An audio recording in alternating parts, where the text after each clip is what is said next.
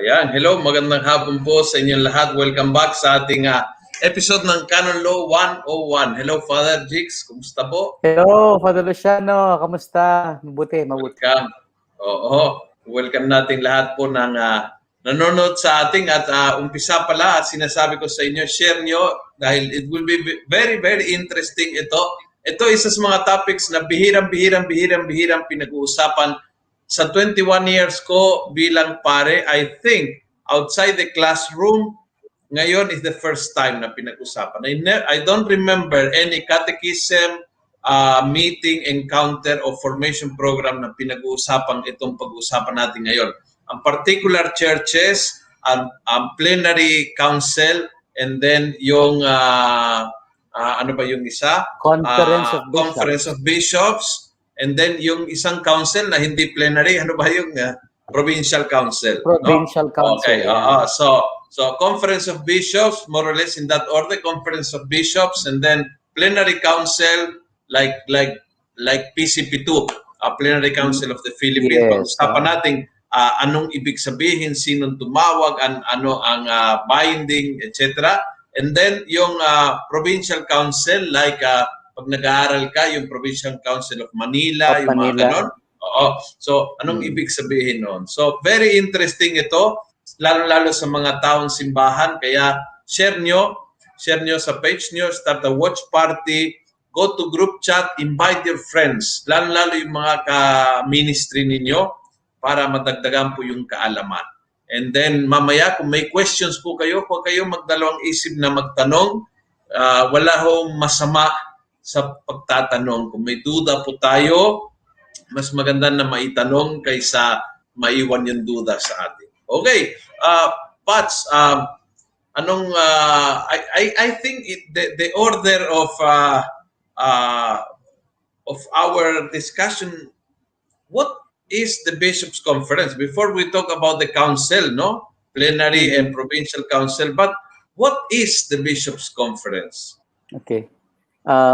Una-una po, ang Bishops' Conference ay samahan ng mga obispo.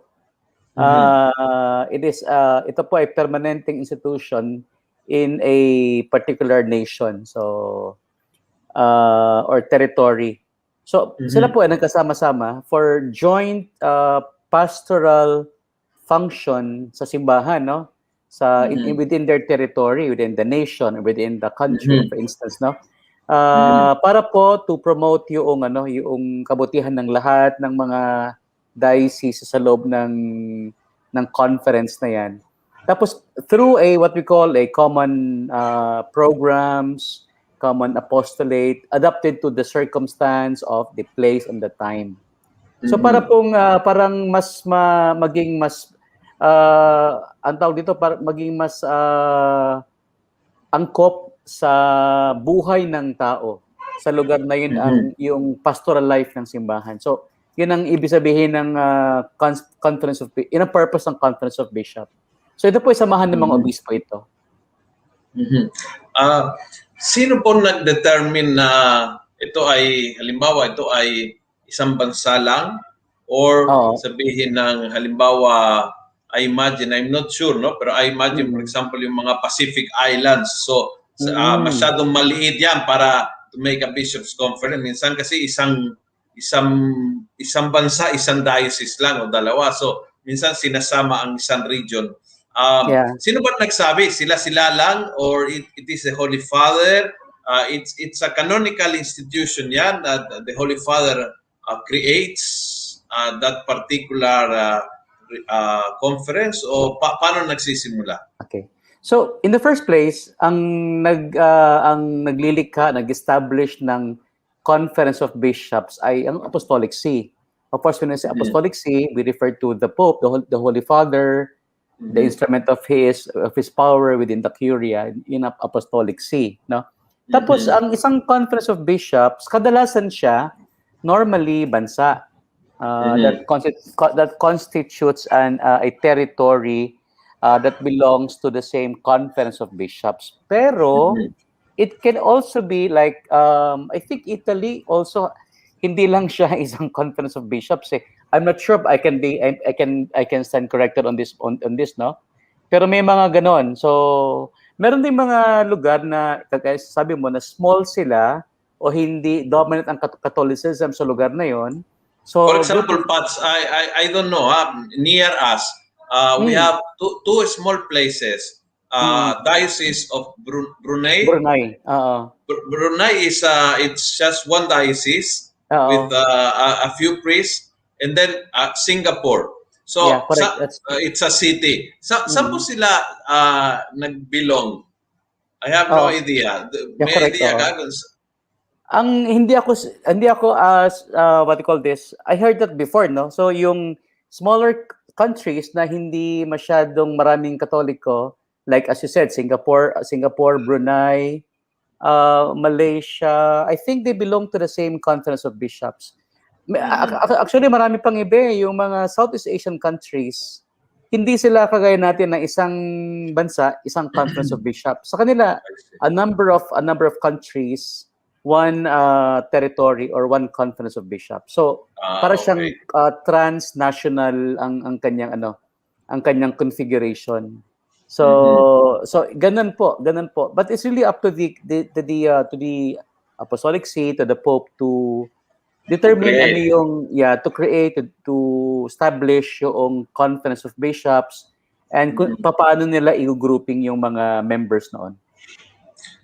A side question, Father, hindi nating naisama sa title, pero I have my nung nasa Argentina pa ako, very strong ang aming dito sa Pilipinas, hindi ko gaano naramdaman, but sa Argentina yung Conference of Latin American Bishops, very strong.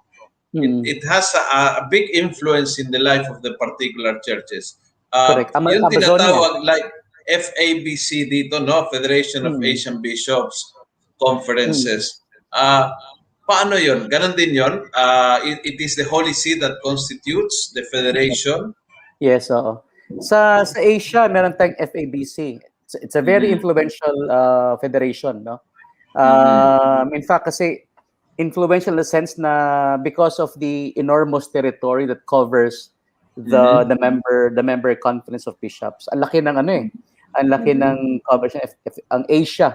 In fact, ang laki-laki ng Asia. Tapos it constitutes also a particular we can say kumbaga it's a continent, 'di ba?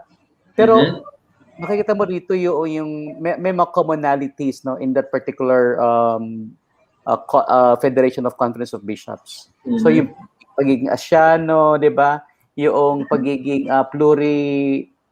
maraming forms of religion sa lugar na ito. Well, except for the Philippines, itong lugar na ito is not really predominantly Catholic. So yan ang isa sa mga characteristics ng Conference of Bishops belonging to FABC. So yan, that's a very influential I think sa meron Amazonia, no? Padre Luciano, sa South sa America, Latin Americas, no? Sa Latin America, very very strong yung is called CELAM. CELAM, Conference of Latin American Bishops and the Caribbean. And that creates the Documents of Puebla, of Medellin. So very strong, Aparecida, very strong documents na talagang talagang gave direction to the life of the church. And even in our studies in the seminary, they were very important. No? Talagang mahalaga. Dito rin, just to segue yung sabi mo, no? In Asia, yung FABC, yung Iglesia in Asia, that's an FABC, effort. Effort talaga ng FABC yan. So, makikita talaga yung the Asian face of the faith. That's the work of FABC. Father, sino ang kasama sa Bishops' Conference? Kasama dito yung mga auxiliary, last two sessions na pag-usapan natin yung iba't ibang classification of bishops, coadjutor, auxiliary, apostolic administrator, emeritus, and then yung ordinary, yung titular bishop. Sino bang kasama dito sa Conference of Bishops? Yung mga titular lang o kasama din yung mga yung mga auxiliaries nila at saka emeritus? Okay. So when we say membership to the Conference of Bishops, this includes, of course, primarily all diocesan bishops within the territory, no, of the Conference of Bishops. So yung mga head ng mga diocese, archdioceses, at aside from them, those who are equivalent to them in law. For instance, yung mga apostolic prefect, apostolic prelate, apostolic vicars, etc., etc. Yung ecclesiastical circumscription, that is like a diocese, yung mga head noon, members sila ng Conference of Bishops. Also, the coadjutor bishops, no? Remember yung concept na ito, no? Yung mga obispo na tumutulong sa diocesan bishop who has right to succession. And then also the auxiliary bishops. And also kasi sometimes na meron pang mga bishops within the same territory who are called titular bishops, no? So they are for instance entrusted by the apostolic see with a certain function. So sila din ay members ng Conference of Bishops. Pwede rin mag-member sa Conference of Bishops, for instance, merong isang eparchy. Ano say eparchy? Ito po ay parang diocese, but the eparchy is what in the Eastern Church, diocese in the Western Church. So, yung head ng isang eparchy, ng isang rite na sui juris, na in communion with the Catholic Church, can be invited as a member of the Conference of Bishops. Pero sa Pilipinas po, wala tayong official eparchy. No? So, ibig sabihin, and how about yung mga emeritus? Oh, they can ang mga emeritus bishops, no, they can be in accordance with the statutes of the Conference of Bishops. So if they say that the emeriti can be members, they are members. So since they are retired, siguro ang mind ng legislator, if they are retired, hindi sila obligated to join the Conference of Bishops kasi these are retired, may edad na ito mga to. Sino nag-elect ng mga magmumuno? Are they equals? Kasi, di ba, pinag-aralan natin na they are equals kasi they are all bishops, no? And the one that that presides this College of Bishops is the Pope. So on the national level, is there anyone that presides, for example, let's say the Cardinal Archbishop of Manila, is he automatically the head of the CBCP? Okay. So contrary to our yung ating impression na kapag ang Archbishop ng Manila, siya yung pinaka-head ng buong Pilipinas. Hindi ho ganon. In fact, we have learned, di ba, yung principle na the diocesan bishop or the bishop of the diocese is the one to whom the Lord entrusted the particular church, the diocese, no? So, in the College of Bishops, lahat sila ay equal. So, the equal ho sila. Of course, meron mga in the College of Bishops, there is the head, which is the Roman Pontiff, the head, no? So equal, he is also a bishop, no? But he has primacy by the Lord's design, no? Sa Conference of Bishops, what we have are all the bishops are equal, but they choose among them a president. Okay. A president who presides in the meetings, who presides in the meetings of the Conference of Bishops. When he is elected as the president of the Conference of Bishops, does that mean na siya yung head ng simbahan ng buong territory, ng buong region. Okay. So walang ganon. Wala. We don't have a figure of head of the Filipino Catholic Church, of head of the Russian Catholic Church. Wala ho yung isang tao lang na... Wala, okay. So wala ho tayong ganon. They elect him for how long? Ang alam ko, sa Pilipinas, ang pagkakalam ko parang again, hindi ko kabisado ang parang 3 taon yata ang term ng presidente ng Conference of Bishops. Again, this can vary from one conference of bishops to the other. Depende kasi sa statutes nila yung term ng president. Again po, the president of the Conference of Bishops presides in the meeting of the Conference of Bishops, the plenary meetings. Hindi siya yung designated head of the church within the region or the country or the territory. So, ang kanya pong function is more of related to the meetings of the bishops. So, of course, sometimes meron siyang what do you call this, yung the office gives him sometimes the capacity to perform certain powers of governance, no, in the name of the other bishops, no, signing documents, issuing statements on behalf of everybody, but sometimes but this is always in accordance with his function as the president of the Conference of Bishop, acting on behalf of the others. Kaya mapapansin mo, Luciano, yung kapag nag-assign ng isang statement yung CBCP, nakalagay lagi on behalf of the Conference of Bishops of the Philippines, of the CBCP. And when do they meet? Is it a permanent thing na nagmi-meet, like for example yung sa diocese, yung Presbyteral Council that meets once a month? Gaano kadalas? It is only when the Pope calls? Mayroon bang regular na meeting? How do they work? So yung task of promoting the good of the church within the region, the territory, involves also the bishops meeting regularly, no? Ang sabi na ng Canon Law, they must meet at least once a year in a plenary, plenum. Yung lahat sila at least once a year. Ang pagkakaalam ko sa Pilipinas, they meet twice a year yata, no? One in January and the other in July. So beginning of the year and then middle of the year. So that fulfills the requirement that they meet as a plenary, all of them at least once a year. Kasi of course they meet twice a year. Aside from that, no, meron din silang mga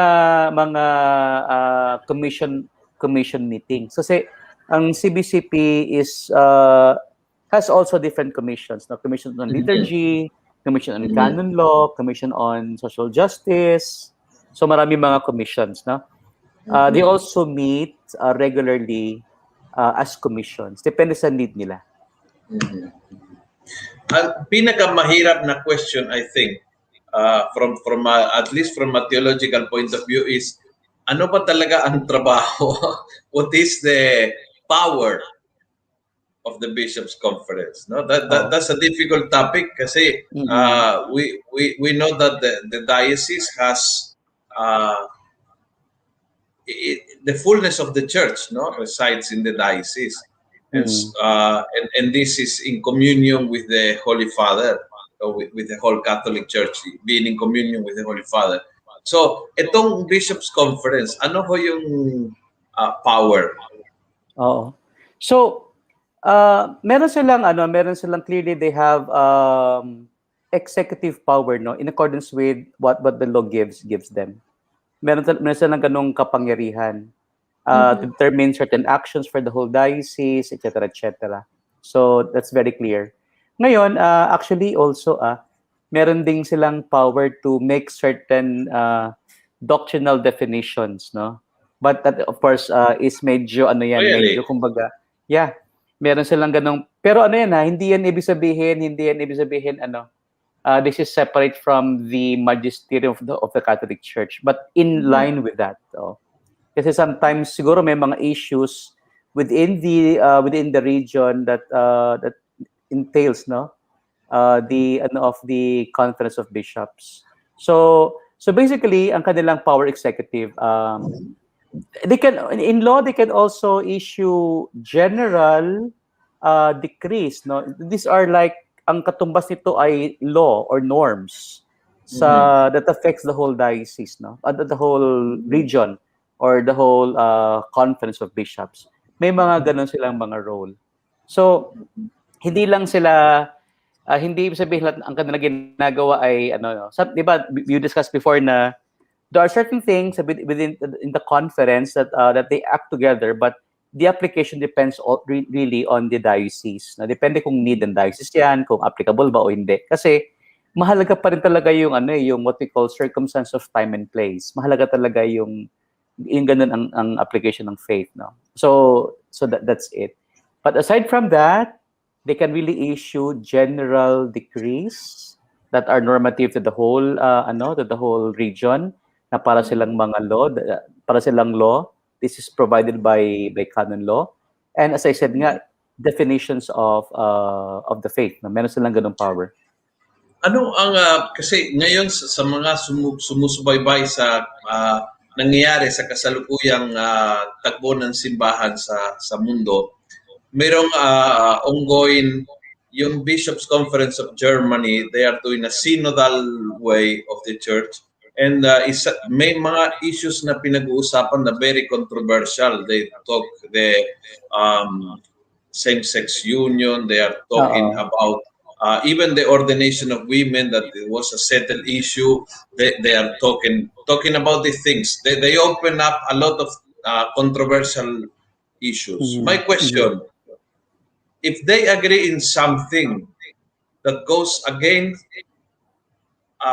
the Catholic in the sense of the universal belief, for example, it's an issue settled that the ordination is only for men. Now, if a bishop's conference accepts and decides, in our country we will also ordain women, or in our country we will allow a priest to get married, can they do that without the approval of the Holy Father? No. They cannot do that po. Hindi nila kayang gawin yon. Kasi unang-una, lahat ng outcome ng kanilang mga decisions require the recognitio of the Apostolic See bago nila implement. So sabihin, may approval pa ng Apostolic See. It's called recognitio. So that's it. Second, they cannot define authentic magisterium outside of the magisterium of the whole church, no? Hindi sila separate eh. Otherwise, magiging separate from the communion of the church, no? So they cannot do that, no? So merong complementary norms regarding the conference of bishops, no? So yun nga, as I said, whatever they decide on when they when they do doctrinal declarations, still need the recognitio of the Apostolic See. Second, totoo talaga na the Conference of Bishops meets for matters that are kagaya nito, no? The question on same-sex marriage, question of doctrine, but it doesn't mean that they have the power of an ecumenical council. Hindi sila ganon. So yeah, hindi kasi otherwise mahihiwalay sila sa communion ng simbahan. Correct. And that's the beauty of the Catholic Church. Yeah. Vis-a-vis other denominations like the Anglican, for example, where they have a strong, their conferences can decide even contrary to the faith of the whole church. But I think that's the beauty of our Catholic Church, that we keep the unity in our faith and morals, no? So you can adapt in little things here and there, and little cultural things, etc. But when it comes to the basics, we keep unity. I think that's the beauty and that's the uniqueness of the Catholic Church. And I think that's the reason why we are still alive, bilang Catholic Church after so many years. So probably yung kanilang discussions will be an affirmation of a doctrine. Tapos ipapaliwanag na nila yon in the language of the people within yung kanilang region. So that's what that's what is probably going to happen. Father, all bishops are equal when it comes to the bishops' conference. Are they all equal? Um, so you have mentioned about the members, like there's some bishops, those Emeritus, equivalent in auxiliary. law, auxiliaries. So in terms of their right within the conference or within the conference of bishops, meron ding distinction, no? Especially in terms of a vote. So sa botohan, no. So depende yan sa statutes pa rin ng Conference of Bishops. For instance, of course, by law, no? Since diocesan bishops are compulsory members as well as those equivalent to them in law, these bishops surely have deliberative vote. Okay, so sometimes in statutes, no, they can also provide that auxiliary bishops, coadjutor bishops can have an active voice, deliberative, or pwede ring active voice na consultative. So magkaiba yun, ha? Magkaiba yun. Can a auxiliary bishop or a bishop emeritus become president of the bishops' conference? This was consulted to the PCLT, the Pontifical Council for the Legislative Text, no, on Canon Law. Ang sagot nila, no. So those who are auxiliary bishops, even coadjutors, or retired bishops cannot head the Conference of Bishops. Only the diocesan bishops. Okay. Right. Okay. So I think basically we cover what is the bishops' conference. No? Now there is something very important that happens in the territory of the bishops' conference, and it's not very common. Hindi naman nangyari madalas. Paminsan-minsan lang, pero nakakaapekto sa buhay ng simbahan. Ito ay yung mga plenary councils. Yung mga pastoral councils ng buong nation. In our case, I remember PCP2, no? Plenary Council of the Philippines. 2, ibig sabihin there was a 1. So PCP1 and PCP2. Only 2 dito sa Pilipinas? Nakadalawa lang? Oo. Dalawa pa lang, oo. Okay, so what is it? Who calls? Ano ang topic? Anong discussion? Anong binding ng procedures? Can you show us a little through the plenary councils? Okay. So, siguro to give a proper context regarding the plenary council, sa Universal Church, we have an ecumenical council. Ang pinakahuli nga yung Vatican II noong 1962 to 1965, no? Sa in-law, an ecumenical council is an act of legislation. It is a source of law. No, these are the outcome of the Vatican ecumenical council has a force of law. No, that's what it is, no. So yan. In the context of a smaller region, particular church, no, for instance, country, no, we have naman what we call a plenary council. So a plenary council is to the churches or the diocese within the same bishops' conference as the ecumenical council is to the universal church. So parang gano'n. Now, yan ho yung plenary council. Ang pinag-uusapan ho dyan is basically how faith, no, is lived out in the particular situation, in the particular time of that territory. So yun ang pinag-uusapan nila. It's more about the faith. It's pastoral, really pastoral talaga siya, no? Pastoral ang pinag-uusapan diyan. Now, it is sino ba ang tumatawag ng plenary council? Ang Conference of Bishops. kung tingin nila kailangan o kung tingin nila ay meron talagang need for the time to call a plenary council, then they of course they cannot call a council without the approval of the Apostolic See. And once again, when I the see. Apostolic See refers to the Holy Father primarily. Do they have to present a roadmap, basically an agenda of the plenary council? Yes, before the approval? Yes, basically parang of course they had to justify ano yung pag-usapan.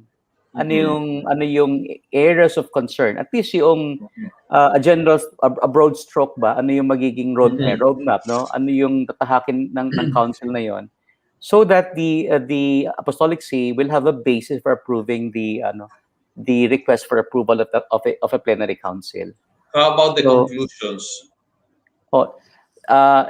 The outcome, the acts and the decrees of the council will also be submitted to the Apostolic See for recognitio before it becomes normative or law in that particular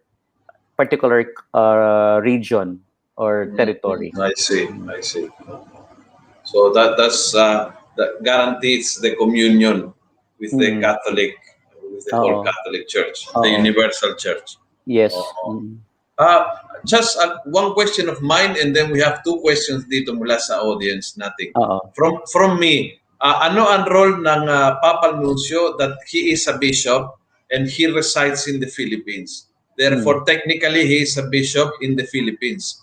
So, what is his role? Does he belong? Is he invited out of courtesy?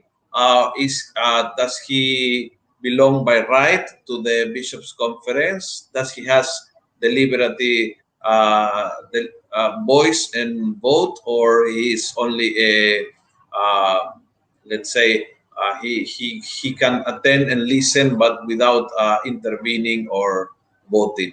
What is his role? The papal legate in the case of the Apostolic Nuncio are not part of the Conference of Bishops. Hindi sila members, but they can be invited to the session. No? I remember parang it's out of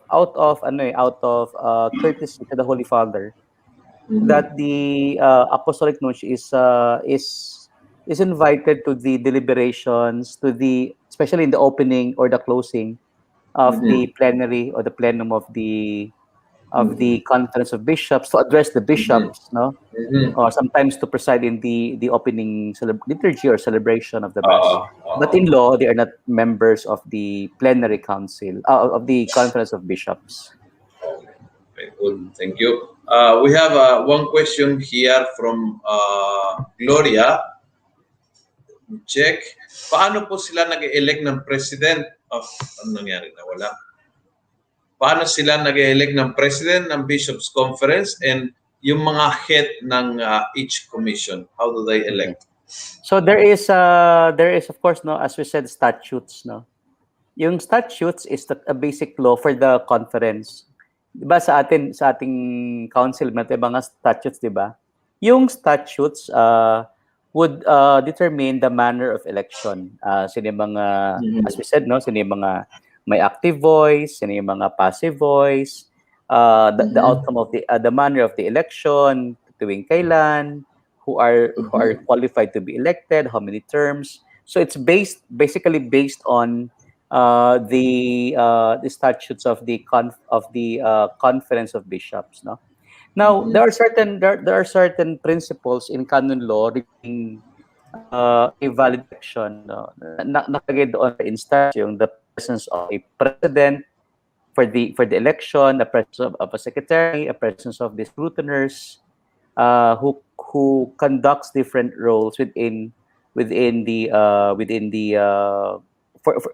election process. So meron ding what you call this, yung valid convocation, no? So I don't know kung ano ang kanilang statutes, but sa canon law, ang basic sa canon law is at least a majority, absolute majority of the members should be convoked. At wala kang dapat ma-miss doon sa iyong sa yung what do you call this, yung summon or convocation to the election. Kasi if you miss Do they have to somebody, be ratified by the Holy Father?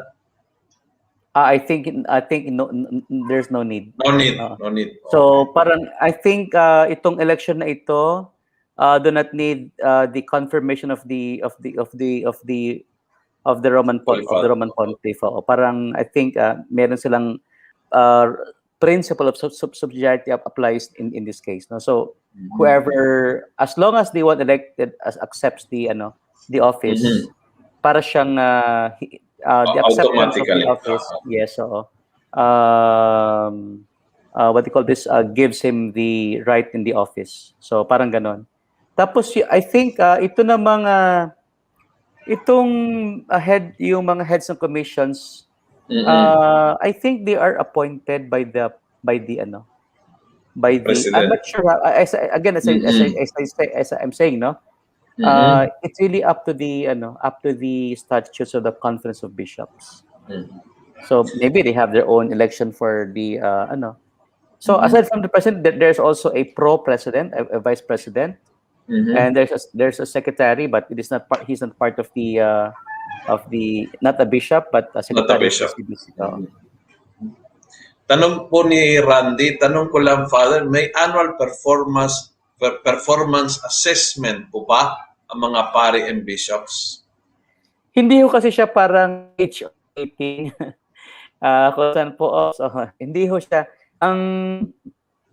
Surely they will touch on certain issues regarding bishops or priests, no? But not in terms of ano bang grade ni bishop, kasi hindi yan ang nature ng Conference of Bishops. Hindi siya parang kumpanya and then you evaluate yung mga employees. It's more of really assessing ano yung signs of the times, ano yung mga pressing issue in the country that needs to be addressed by the bishop together or individually, etc., etc.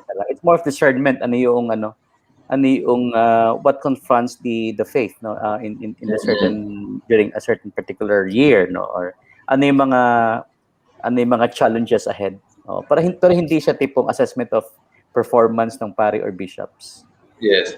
I think the closest to an assessment of the bishop will be their quinquenal visit to the Holy Father o visit ad limina na tawag nila, no? When they go to visit the Holy Father and then they pass through the different congregations and present a report. No, they have to present a very exhaustive report, no? Talagang detalyadong report ng mga ginagawan sa diocese niya. So that I think that will be the closest to a performance assessment, no? Kasi talagang nagpapakita ng kalagayan ng kanyang diocese. Oh yeah. Ano yan, but it's more of the of the situation of the diocese, no? Hindi pa rin sa pare. Of course, yung mga pare is part of the report. Okay. So yung who decide, are the bishops the ones to decide when to have it? Kasi or is it every 5 years or every 10 years? Is it scheduled already, these plenary councils, or talagang kailan ba? So marami din nagtatanong, ganun din sa sa ecumenical council. When and how do we have a council? Planado ba 'yon? Naka-schedule? We can say naka-schedule, ganitong taon ay magkakaroon uli ng plenary council? Hindi siya ganoon. Kasi ang sabi nga ng Canon Law, when it is necessary and useful. Kung may pangangailangan talaga at yung based on that pangangailangan, may isang issue at ang tugod doon ay to convene a plenary council or a provincial council. So hindi siya nakaset na every 5 years let's have one. No, hindi. As we have said, no, yung plenary council of the Philippines 1991 yon, but I think yung PCP1 parang 1915 or 16 or 17 parang ganun eh. Oo. So hindi siya, ang tagal, ang bago na ano.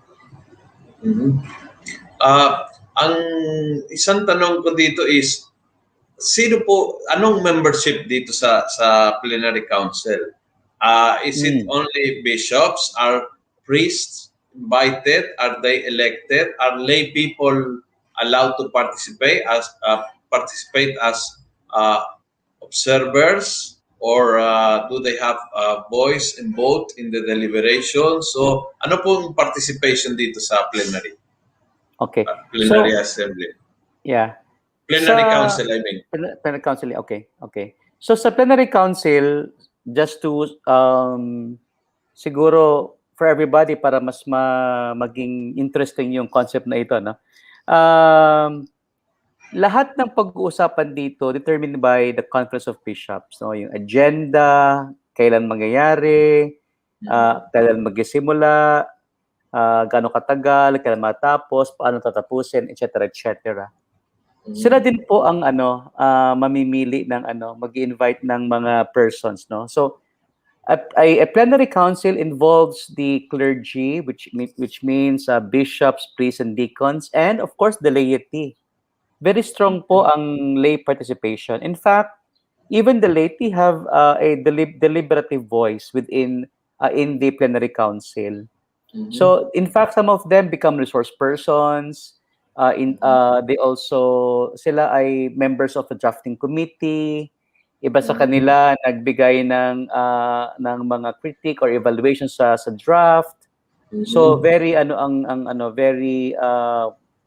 very what do you call this, felt, damang-dama mo, manifest, kitang-kita yung participation ng lay sa plenary council. So sila parang they are convoked, no? They are invited as members of they are appointed actually.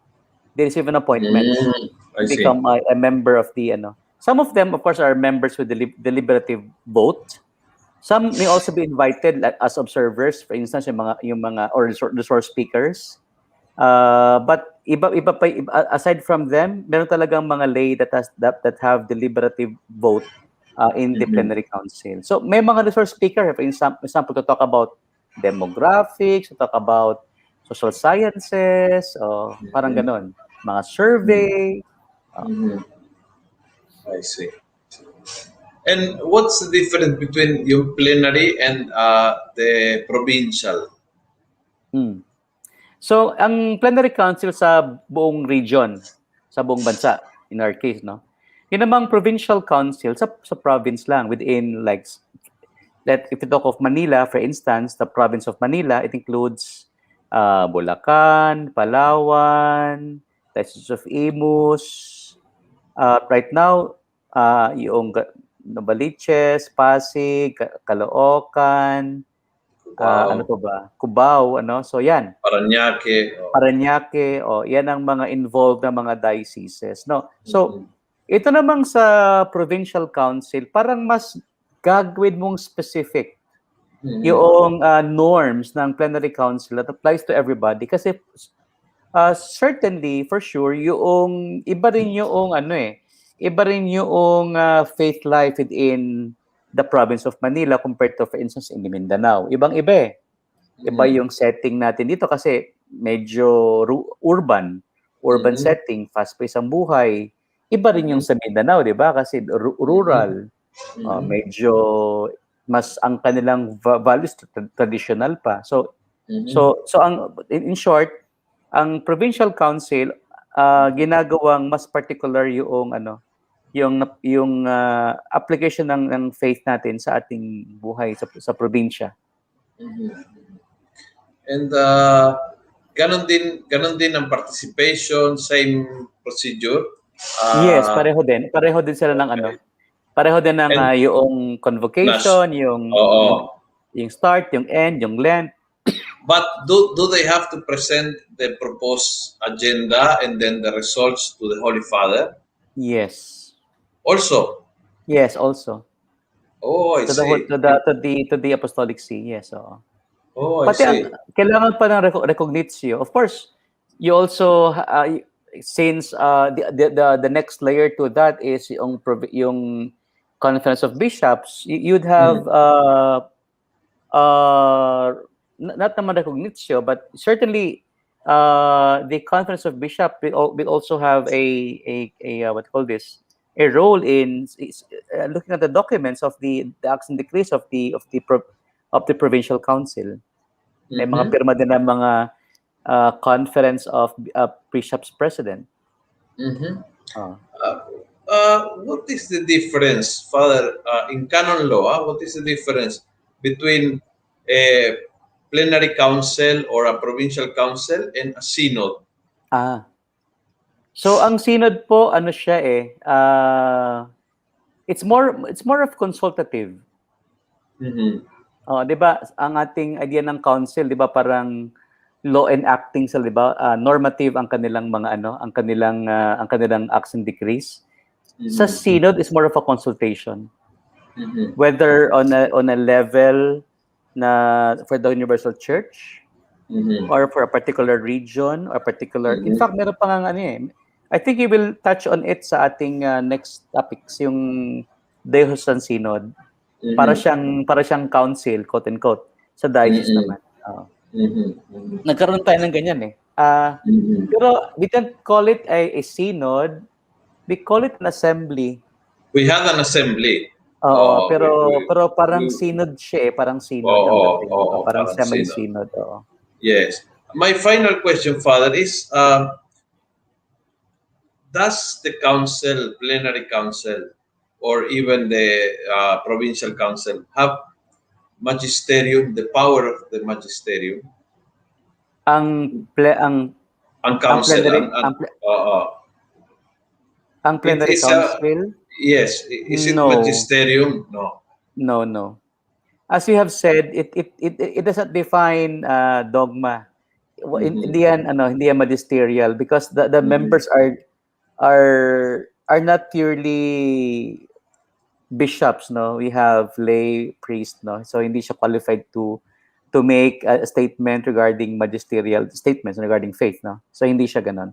So as we said, it's really pastoral. Parang talagang pastoral, making concrete in pastoral terms ano yung statements of doctrine, statements of canon law, etc. Normative also, legislative. It is normative for the particular church, region. Region or province, depending on yung council. But the ecumenical council, yes, that's law. Magisterium. That's law, and also defines magisterium. Yeah, exactly, diba? Yung there are 4 dogmatic constitutions in Vatican II. Yes. De Verbum, Lumen Gentium, Gaudium et Spes, Sacrosanctum Concilium. Yan, these are dogmatic teachings. Magisterial talaga yan, And even before, when you go to Calcedonia, Ephesus, talagang defined doctrine talaga, In fact, Vatican I, yung Vatican I, infallibility of the Pope. Council of Trent, ang dami Trent. Ang dami sa Trent, ang dami mga hindi lang siya doctrinal, at the same time disciplinary laws. At until now, dala pa natin. I see. That's interesting. We didn't tackle on the diocesan level, pero lahat ng pinag-usapan natin on the national and provincial level, nagaganap ba sa diocesan level? Yung diocesan council, diocesan synod, merong ganon? Meron tayong, yun ang ating mga next topics natin sa next topic. Okay. Next natin kasi parang tayo from universal church papuntang particular churches. So yan ang ating naging map natin. So pag-usapan na pati in fact yung curia ng diocese, yan mas maganda pag-usapan niyan kasi para din sa ating mga pari na nanonood sa atin. Alright. Okay. Very good. There is a question here. Let me see if I understand the question from Lavinia Tolentino. Kanya-kanya po ba ang decision activities ng bishop? I mean, isang idea labang sinusunod ng mga obispo or kanya-kanya? I don't know how to interpret the question, no? Pero oo, parang pagdating sa pagkaintindi ko, no, pagdating sa kanilang diocese ay yung idea niya ang sinusunod ng obispo or he has to follow the ideas of what we are talking, no, the Bishop's Conference. Siguro po dalawang principles ang ating unang sabihin. Una, yung collegiality, no, yung they act together as a college. Sama-sama sila, magkakaisa sila sa simbahan. Pangalawa po yung solicitude, lagi na solicitude for the church. Kada obispo meron siyang pagmamahal sa buong simbahan. In his own way. Pero po, we also must remember na ang bishop nga in his own diocese is the head. So meron talaga siyang according to Canon Law, full, ordinary, and immediate power for his diocese. Ngayon, in the exercise of that full, proper, and immediate power, doesn't mean na kung anong gusto niya lang. You have to apply also yung dalawang principles na ating sinasabi, yung solicitude at collegiality. I think you've discussed that sa ating mga nating mga topic regarding the powers of the bishop in his own diocese. So, as we said, meron din kasing uniqueness ang diocese. So, in that sense, he has to apply what is appropriate for his own diocese. And that requires creativity, that requires uniqueness on the part of the bishop. But maintaining, of course, yung collegiality. Oo, yung communion, very important. Okay, very good. Thank you, Father. Very interesting usapan. Itong mga topics na ito, usually hindi pinag-uusapan. Pinakikinggan natin yung salita na PCP2 o Plenary Council of Manila, but sometimes we don't understand really what does it mean. So, very interesting. At saka, pagdating sa Bishop's Conference, a lot of misunderstandings, kung ano ang power, kung sino nagmumuno, etc. So, it was very illustrative at saka very educational. Thank you very much, and thank you, Father. Excited to go to the diocesan level next week. No, pag-uusapan natin how these principles apply on the diocesan level. Okay, salamat, and thank you. Have a nice week. See you. See you next week. See you.